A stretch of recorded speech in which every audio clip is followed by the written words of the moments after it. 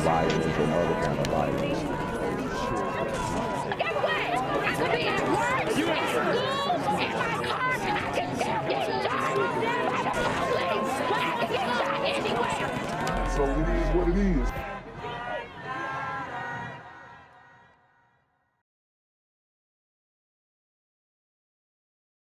What's good, YouTube? It's the Black Gen Z Mindset. Make sure you go ahead and like, comment, share, subscribe.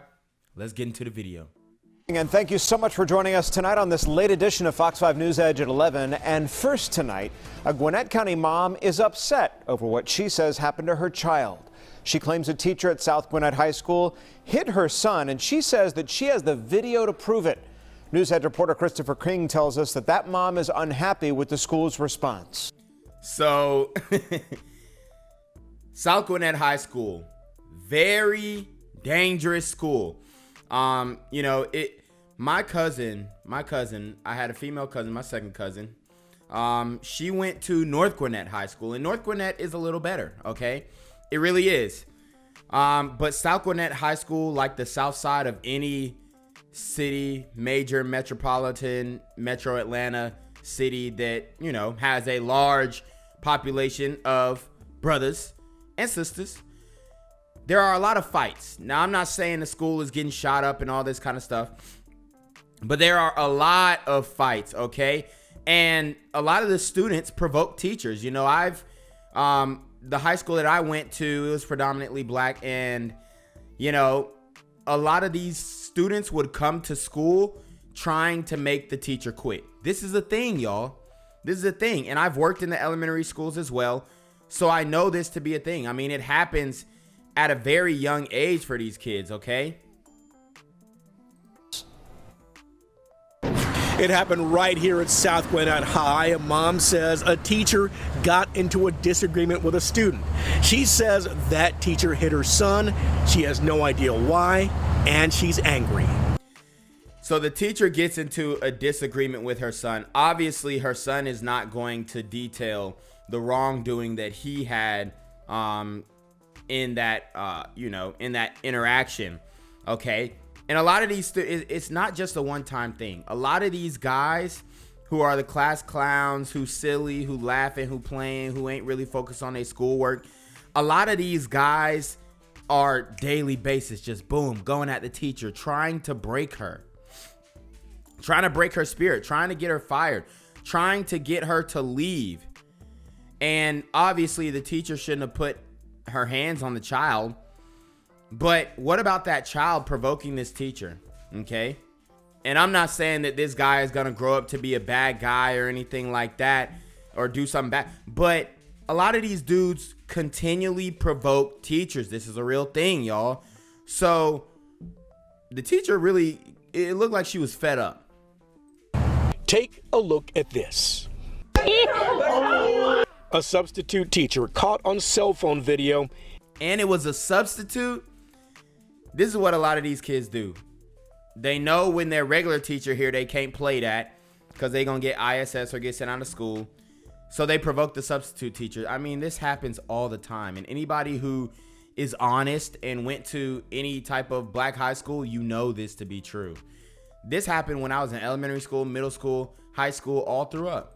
As she appears to smack a student. It was very shocking and upsetting as well. Octavia Leggett tells us her 10th grade son was talking to classmates during some free time when the teacher slapped him. He was actually sitting down at his desk when she hit him. Leggett doesn't want to reveal her son's name. He's a bit shaken up. She says the teacher hit him across. He's shaking up. This boy laughing.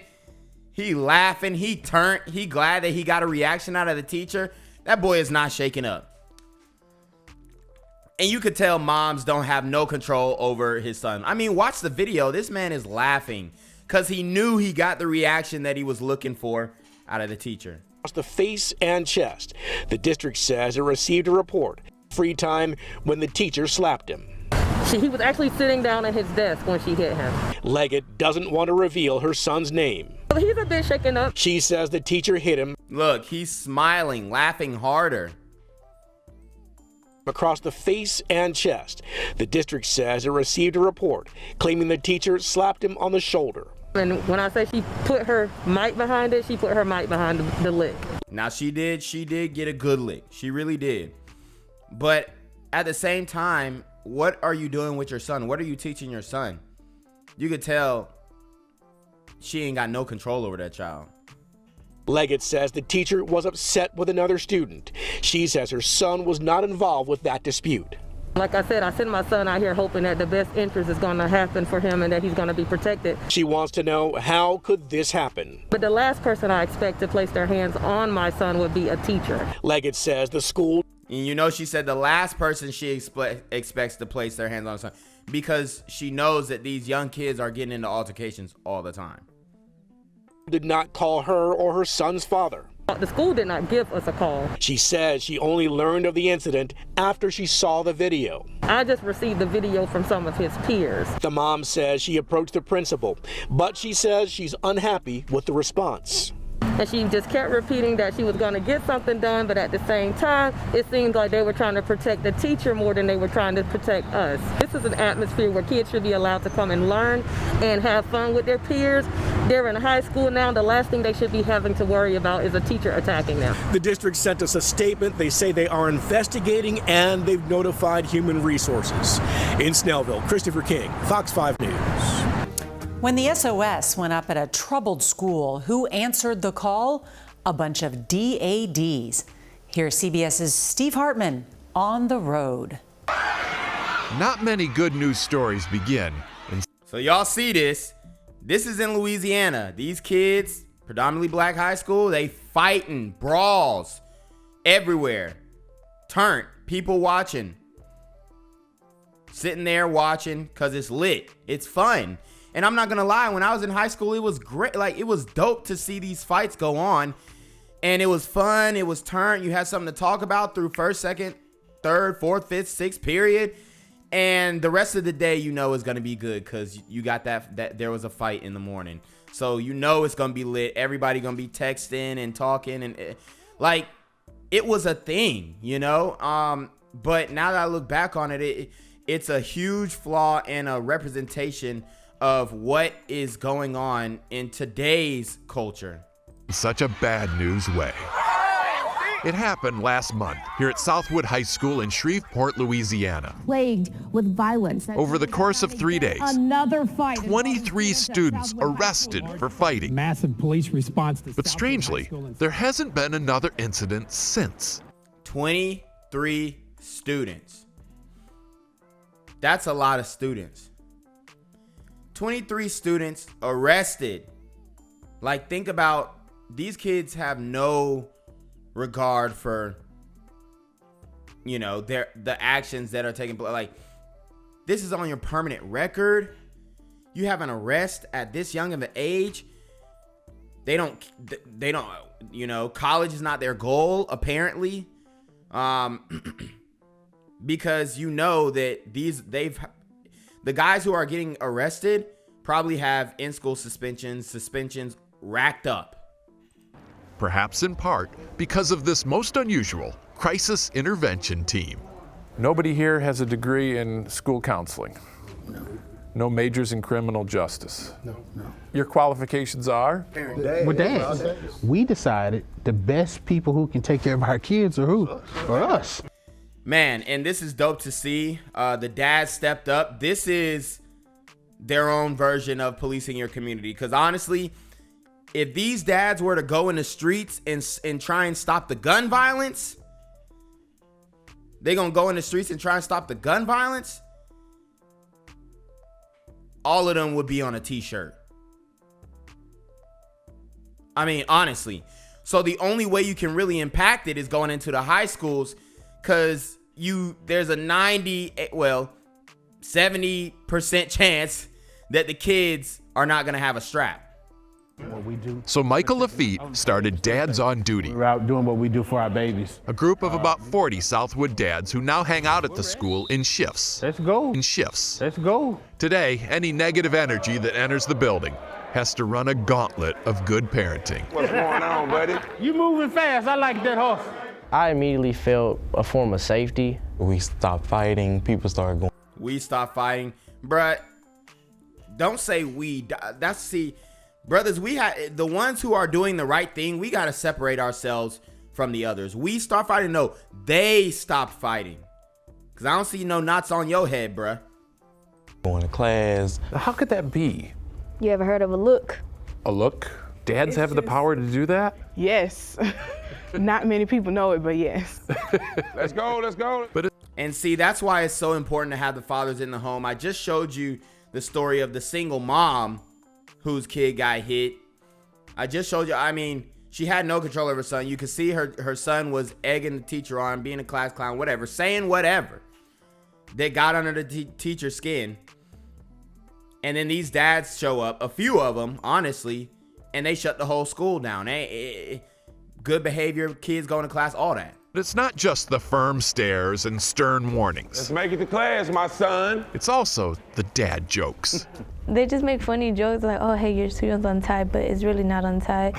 And they hate it. They're so embarrassed by it. And it's that perfect mix of tough love and gentle ribbing that dads do so well that has helped transform this school. The school has really just been like... I mean, this is beautiful to see. Honestly, it really is. It really is. And, you know, obviously these brothers, they got their stuff together. They got their stuff together. I don't know if they're getting paid. It looks like they're volunteering. But they need to get a teacher salary, honestly, just for controlling these schools. And this is where the funding needs to go. Things that actually work. Happy and you can feel it. Which is why the dads plan to keep coming to Southwood indefinitely. Because not everybody has the father figure at home. Or a male, period, in their life. So just to be here makes a big difference. So you heard what he said. Most of these kids don't have a father figure or a male, period.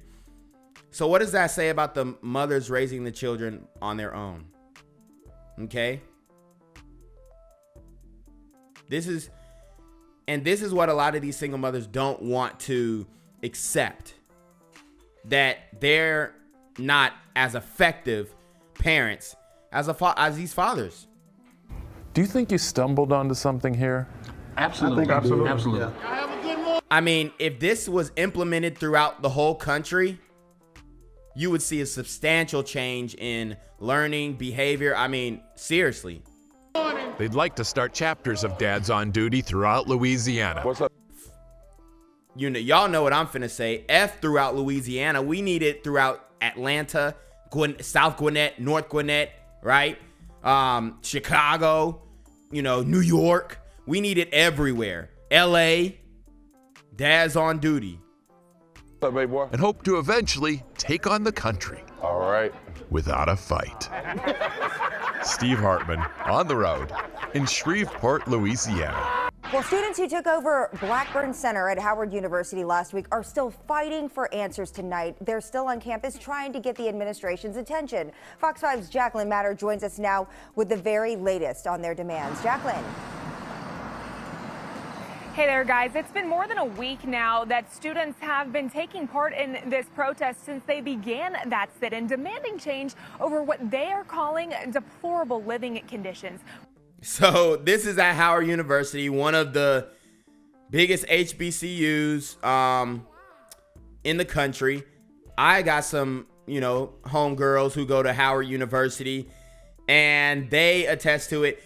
But let me say this. It's not just Howard who have unlivable dorms, bad dorm rooms, okay? There are a lot of HBCUs who, whatever they're doing with that funding is not going back into infrastructure.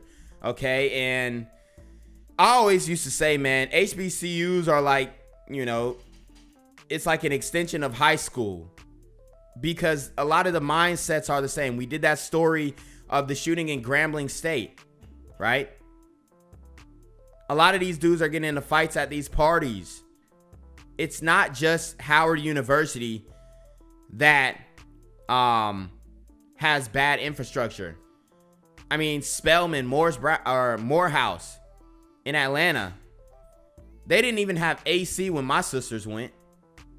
More than 150 students now taking part, many of them camping outside of the Blackburn Center. Tonight, they tell us, despite their efforts over the past week, not much has changed. We understand that it is not a normal college experience to be living with mold. Jesus Christ. I mean, they need to get some contractors in there ASAP, but I think they know the true cost and the true condition of their facilities, and they don't want to bite that bullet and say, hey, we need, I don't know, 10 million in infrastructure, because this is unsafe. They're going to put a lot of people's lives at jeopardy, a lot of people's livelihoods in jeopardy, and they can't focus on getting an education. And having respiratory issues and safety hazards in our living spaces. Stories with videos like this one, just an example of what students have been living in at Howard University. There was a cracked pipe that had been there since my mom went to school here and lived. Wow. The crack pipe. I mean, this is what, unfortunately, this is what happened when you put black folks in charge of shit. Like, I'm sorry, I don't know why. And this was one of the reasons why I didn't go to a HBCU, because I'm like, bruh, I want to live on campus. I want to live in the dorms at least 1 year, and I don't want to have to be worried about if I'm gonna have AC or if I'm gonna be able to have just like basic amenities and basic livelihood, running water, toilet being able to flush. I didn't want to worry about that type of stuff. Living in these dorms. And others living with rats, roaches, mushrooms, and mold. We've been coughing, like itchy eyes, just feeling really sick and like drained and exhausted, but really it's because the mold is in our rooms. Students tell us workers have come in to clean and sanitize their rooms, but with little improvement. I noticed that the mold grew back again this morning, and also they never cleaned out the mold in the AC. So we're still breathing in that mold, and I can't even live in there anymore.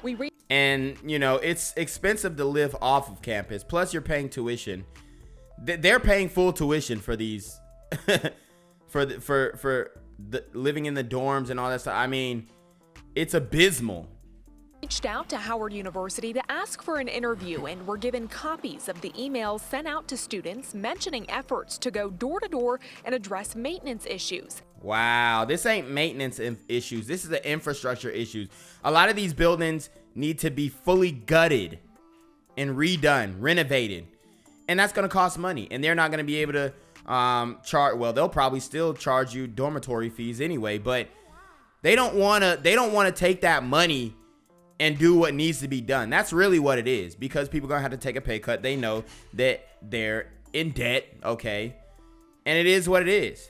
The Board of Trustees also said in a statement, quote, "Simply put, we hear you and we continue to welcome your viewpoints on all matters pertaining to Howard." But students disagree. But most of the response has been very hostile. I was met with police. Wow, see, when a representative doesn't come out and speak about it, that's when you know that they're just like, they're trying to bury it. They're trying to bury this story. And the news is trying to bury this story. And the reason why it can get buried is because it's black students. It's black on black crime, basically.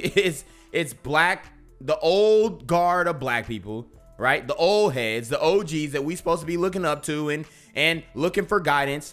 They are betraying the young and up and coming students for financial gain. This is why nobody trusts the OGs in the hood. It translates even to people who are trying to do it the right way, trying to do the right thing. It translates on both levels. I was met with public affairs. I was called to the office, like almost called to the principal's office type, and they told me that I was making the value of a Howard degree go down. I'm in debt to be here. No, you guys made the value of a Howard degree go down. That's you. And they want, this is what black people want. They want you to stay on code. Don't talk about black business in front of white folks. No. This ain't gonna get fixed unless white folks start coming and protesting, because the sound of a lot of our brothers and sisters' voices are not loud enough. And a lot of times we don't care. We don't really care, or we don't really highlight these injustices that are happening in our own community from our own people. That's what it is. Okay? Like, this should be all over social media, all over Black Twitter. It's a ghost.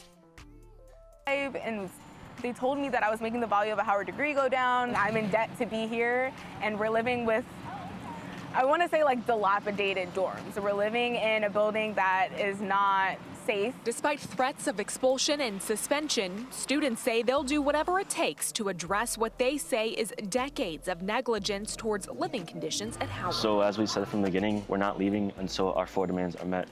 Hey, I'm rocking with it. I'm rocking with it, man. And they need to pass this on to the next, the next up and coming freshman. I mean, they need to, I don't know, they need to make sure that they get what they deserve, because this is absolutely wrong. There's no compromise. They're easy. You know, no school wants to be protested against, but it's not like we're out here because we want hot tubs in our dormitories. It's because we want livable conditions. Now, when we did get out here today, we learned this week is actually homecoming week, and one of the main headliners, Gucci Mane, was set to perform here this week for homecoming on this weekend, but he has since pulled out of that event to show support for the protesters. Well, that's dope. Well, he should also say something, and I'll check his social media and see if he said something about it, but he should also say something, because this is what they do. They paying for Gucci Mane to come here. They paying him to do a walkthrough. He'll do a couple songs. People will be lit, and that'll be it. Bruh. Y'all need to take that money and put it into the dorms. And we're too focused on entertainment than on what really matters, and that's serving your people correctly. I mean, this black leadership doing this to the black youth. Now, we looked at some finances as well. The university did ask for $240 million in federal funding for this year's budget request, according to the Department of Education. That report said the university plans to use $49 million of that for construction, but it did not clarify if that would be meant for new developments or improvements to current facilities. Another shooting in Georgia leaves one person dead, 7 others hurt at an off-campus party. This happened right near Fort Valley State University. While some students were among those hurt, the man who was killed did not attend the university. A homecoming parade was canceled, but the football game went on with extra security. One man is dead and 7 other people injured in an overnight shooting. The Fort Valley Police Department and the GBI are still looking for suspects in one of the largest mass shootings Central Georgia has seen in nearly a decade. So another mass shooting in the black community. Mum's the word from the mainstream media. This is outside of an HBCU. Okay? And I told you guys, these HBCUs, a lot of them, unfortunately, it pains me to say, a lot of them are elevated high schools for brothers and sisters. Like, it's just like high school, except the fights turn into gunfire. Okay? So they can't even have an off-campus party without the whole party getting shot up. Largest mass shooting Central Georgia has seen in nearly a decade. Ashlyn Webb reports from Fort Valley tonight. For freshmen Corey Rainey and Tamaya Smart, Saturday was their first homecoming at Fort Valley State University. This camp is fun, and we're having a blast this homecoming week. Fans decked out in their yellow and blue, the stands packed, and school spirit at an all-time high. But also at an all-time high, security. That's what we're hoping for. Yeah. But this isn't the homecoming experience Rainey and Smart expected. I didn't really sleep last night. That's because just hours before kickoff, we were right next to the bullets flying everywhere. It was terrible. A block party ending in gunfire. Wow. So a homecoming themed party. And this is like, it's sad, but black folks just can't get together and have a good time amongst each other, because it's always just that percentage of dudes who is on demon time. And this happened, I've done countless stories on it. So if you guys don't believe me, just go through my videos. It is so upsetting. It's wrong. It's disrespectful. You know, that we can't come together and organize an event to have fun without dudes getting clapped up. And it has to do with the culture, has to do with all that, everything. The angst and the, you know, I know y'all seen the Boondocks when they talk about the Iggin moment. I ain't gonna say the word, but the Iggin moment where, you know, at any time when black folks congregate, it can be an Iggin moment, you know what I mean? It was like 20 shots probably. We would try to run, but like they would start again, so we had to duck again. Everybody was running, screaming, yelling, people falling on the ground, getting trampled. 7 people injured and 1 man dead. The person that died is not a Fort Valley student. His name is Tyler French. He's from Byron, Georgia. The GBI says it happened just 2 blocks from campus at 603 Carver Drive. The university says some of those injured are students, but none of the students have life-threatening injuries. Fort Valley State went on lockdown for part of the morning, and the school's homecoming parade canceled, all as investigators search for who's responsible for Saturday's shooting. The main thing right now is that we need the public, anybody that has information about. And even look, check this out. We need the public to speak out. Even the college students, the educated brothers, the educated lames, whatever you want to call them, even they are not snitching. Even they are keeping their mouth closed. Even they are following the street code. So it's the same with what we saw at Howard. Nobody wants to say nothing about the abysmal living conditions. Nobody wants to say anything about the gunfire and the killings in the community that happen often, that we are the leaders of mass shootings in this country. By far, it's not even close. They're not covering this shooting. This is another school shooting, basically. What happened to come forward. Homecoming went on, but roads blocked and more cops patrolling the streets. We've seen a lot of police presence, and we feel very safe. Rainey and Smart say they went to the game just to get their minds off the nightmare they survived Saturday morning. I hope next should be better. Yeah. Reporting in Fort Valley, Ashlyn Webb, 13 WMAZ News. Peach County Coroner Carrie Rooks. And think about the seniors. The seniors. They don't have a next year. It's OV. Like, we saw the shooting at Grambling State. We see the conditions at Howard. We see the conditions at Fort Valley State. And then y'all have the nerve to be like, why don't Division I athletes just go to HBCU? Like, they really need to come to HBCU to break. Bro, we ain't finna go to and risk not only getting risk injury on the field, but risk getting shot at. Says several other victims went to nearby hospitals. Their identities have not been released yet.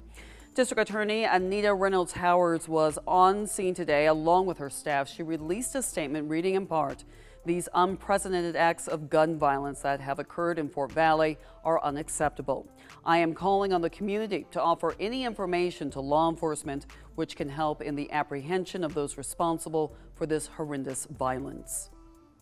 Many of you reacting to the shooting on social media. Leslie says praying for the family who lost their loved one and for the recovery of those injured. Such unnecessary sadness.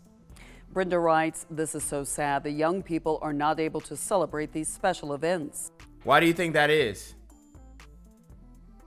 It's a cultural thing. They're not saying these young black people. That's what they need to start saying, because we need some workings from within and from the outside. You know what I mean? Other people have to work to hold us accountable and not think that we're victims and not think that we don't have personal autonomy and not think that we just can't control it or we can't, it's just, what's always going to happen. No, we need to move past that mindset. Finally, Donna adds, praying for the family. You can share your thoughts on this post on our Facebook page. Gang violence and other kind of violence.